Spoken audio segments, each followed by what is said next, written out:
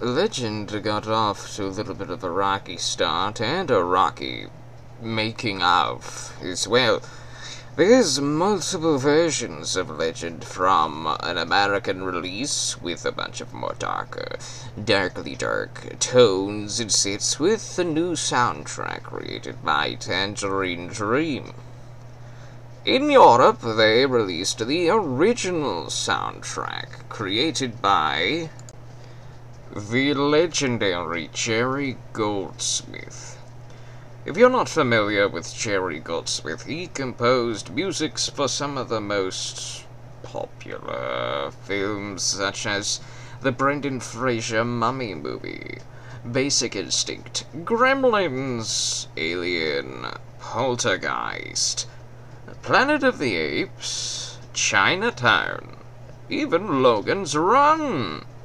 Also LA Confidential and Mulan, and a bunch of other things besides. The man was a legend, and Legend's soundtrack, composed by Goldsmith, was equally legendary.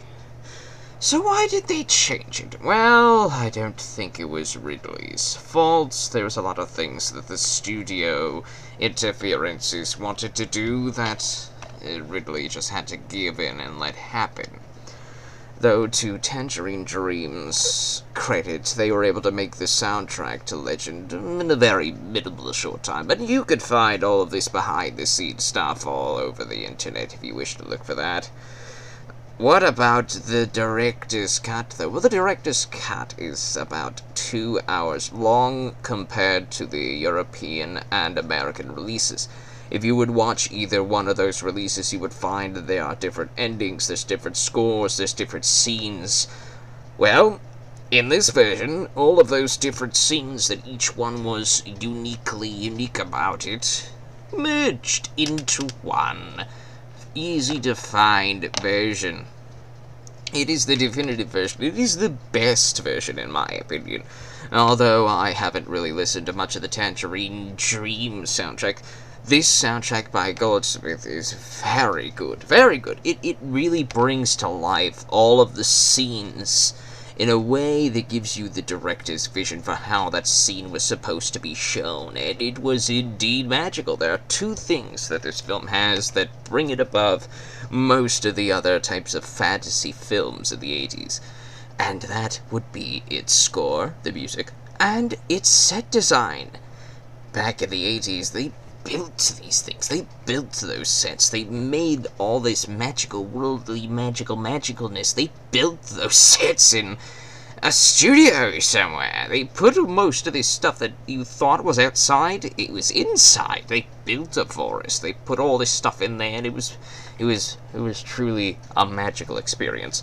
And particularly the costume designs, particularly for Mr. Tim Curry and many others, made for a wonderfully magical film that gives you the vibes of some of the greatest, like Labyrinth, and even, of course, Krull. I have here a newer release of Krull in a retro little sleeve here, and it I had to bring this one out. I didn't feel like getting all the other films that I have out from the fantasy-ish genre, but I felt like grabbing Krull out because it was in the same location as Legend, and because I just really like the box art for this one. It's really beautiful, it really is.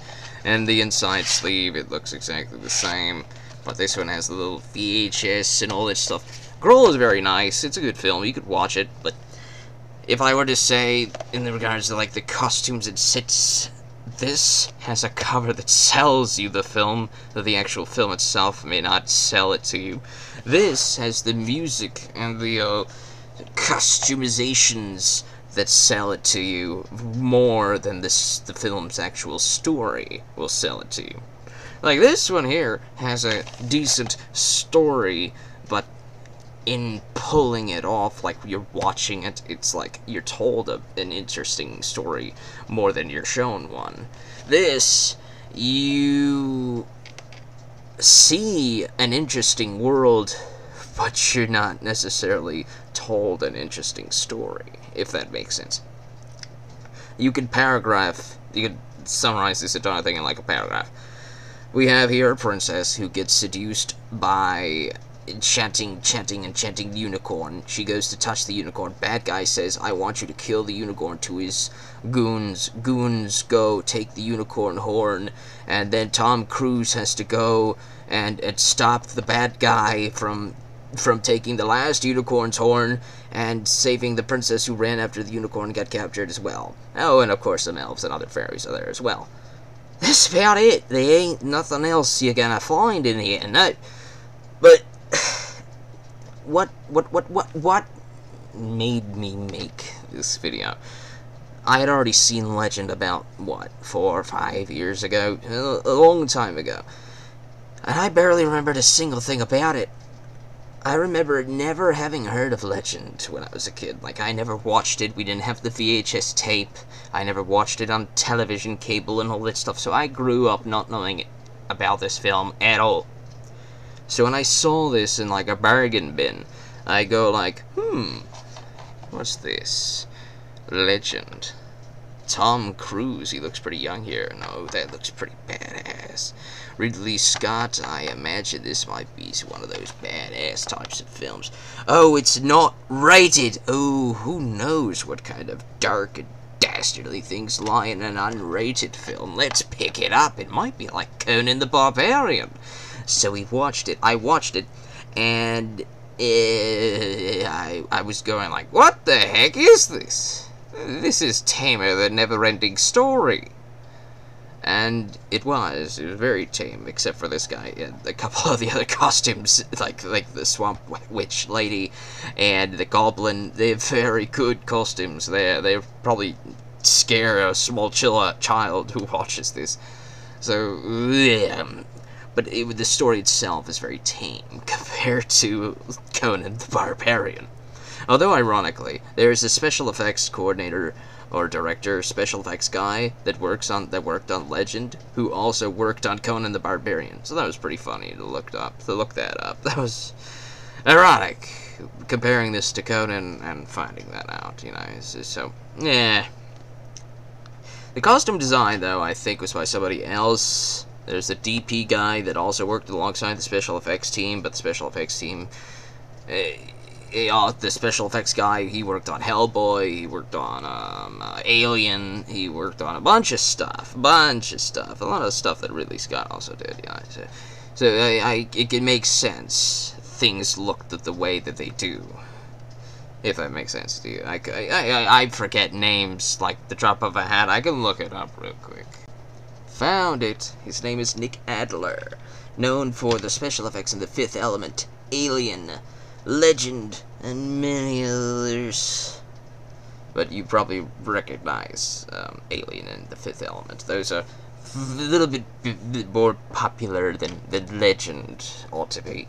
And there were good designs, good costumes and special effects in those two films. And you'll find them also in here. Good special effects, fun, neat little story bibbles.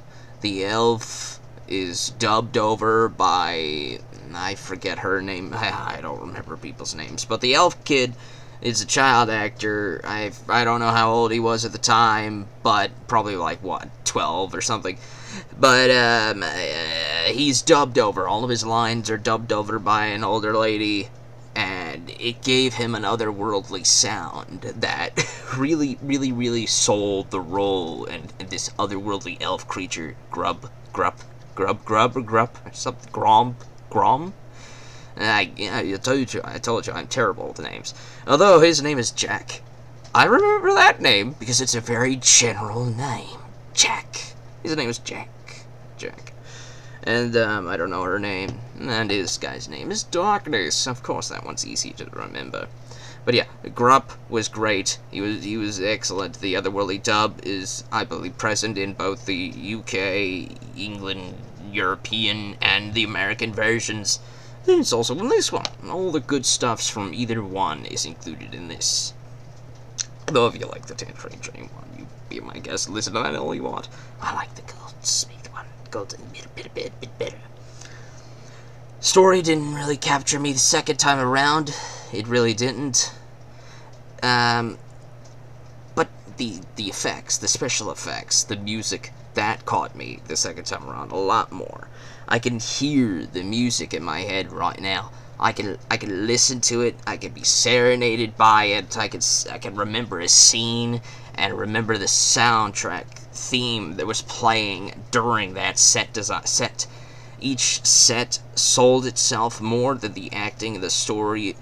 Tom Cruise's acting in general in this, I think he was a little bit misplaced here, though I think he's fine. You could do a lot. You could do a lot worse, but he was fine, honestly. Darkness, though, sells the role. He sells the movie. I mean, just look at this outfit. It is fantastic looking. They made this guy grow an extra 2 feet. His costume was like, he's 7 foot tall by the time they were done with him. He was sitting in the chair for hours, and he would go like, man, I don't like sitting in this chair for hours. And then they showed him a mirror, and he goes like, whoa, okay, keep going, come on, let me finish this outfit, come on. And he looked great, he did. Tom Cruise's little sword, shield, and armor didn't exactly look like a superhero, super soldier, nighty-night type, but I don't think that was really the intention. He looked out of place in the armor with the shield and the sword. He looked out of place, and he also said that he wasn't really a good fighter type with the swordy sword. That wasn't his thing, and it really showed. It sold itself throughout the film that he was very clumsy with the sword. He lost it immediately. He was very clumsy with the shield, though he ended up using it again near the end of the film as a reflector for light, to get the sunlight to come from the top of the castle through a little mirror network that he used a bunch of giant silver platters to reflect the sunlight across all of that to get to darkness in his deep domain, and was able to blow him away with it. And it was a typical save the damsel story, though she also had a lot to do, a lot of important scene elements. Darkness tried to corrupt her in a sort of like Beauty and the Beast type of way, but she in a type of Hades and Persephone type of way, and she didn't get fully corrupted. She, in the end, was critical to saving the last unicorn and giving Tom Cruise, Jack, the opening he needed to fight darkness. It was very fun. Very, very, very delightful film, but it's not, the plot is not the thing that's going to sell this movie to you. Like, if this cover is what sells Kroll to me, then you're gonna want to look at this guy and say that that's gonna sell this to you. Tim Curry. Tom Cruise and Tom and Tim is right next to each other, so I keep thinking of Tom, and when I'm trying to remember Tim, you know.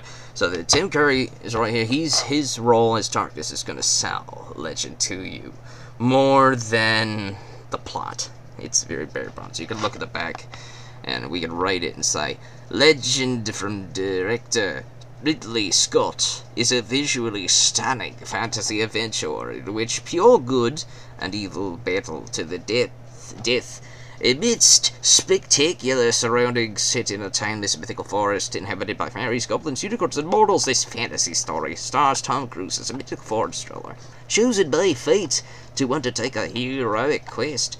He must save the beautiful Princess Lily and defeat the demon Lord of Darkness, and the world will be, or else the world will be plunged into a never-ending ice age. Very typical, very basic, bare bones, fairy tales type of story, yeah, but that is exactly what Ridley Scott wanted to do. He wanted to make a fairy tale type of story, something that you could open the book of Brothers Grimm's Grimm fairy tale and see a story like this fit inside there. And you know, I picked up a copy of the Brothers Grimm before, and I looked through all those short stories. A bunch of them is like, what, 3 or 4 to 5 pages? It's a very short story. This is a 2-hour film. This feels like a 4 to 5 page story expanded into a 2-hour film. Although, I wouldn't shave off a single minute of its runtime, even though people say it's a little bit long. It is very pretty to look at, and the music is very, very, very, very entrancing to listen to, mesmerizing, those other synonyms besides. It's very good to listen and watch the world in front of you. In fact, if you could turn off the dialogue, like turn off all of the dialogue, but leave the music, and just like maybe have some subtitles, make it a silent film, basically, and just keep the music and the color and all that stuff, it would make for a better experience, in my opinion. You don't have to hear people talking, you just get to see the story show itself to you. And I would agree there that even though the plot seems like a 4 to 5 page short story in a book of the Brothers Grimm, which is pretty much what Ridley Scott wants to do, I would argue that the plot shows itself to you far more than tells itself to you. Though it definitely does tell itself to you. It overtells itself to you. But you can see the plot more than you can hear it. If that makes sense. It probably doesn't. But to me, it is a very visual film.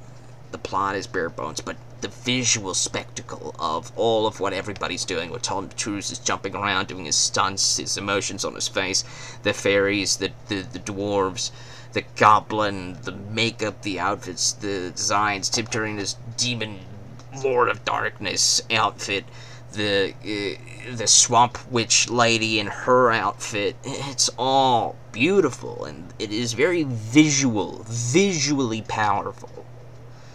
But the film failed when it was released originally, probably because they cut it in half. They cut it in half.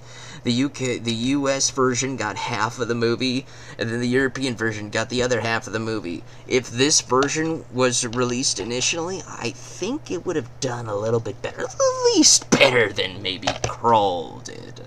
Though this is an epic-looking cover, man. It's worth the price of picking it up just to look at this. Just look at that. It is beautiful. But definitely give Legend a shot. Watch the director's cut version, especially. Listen to that song, music, listen to that soundtrack, listen to those compositions. Visualize, get the vision of this film in your head, and watch it.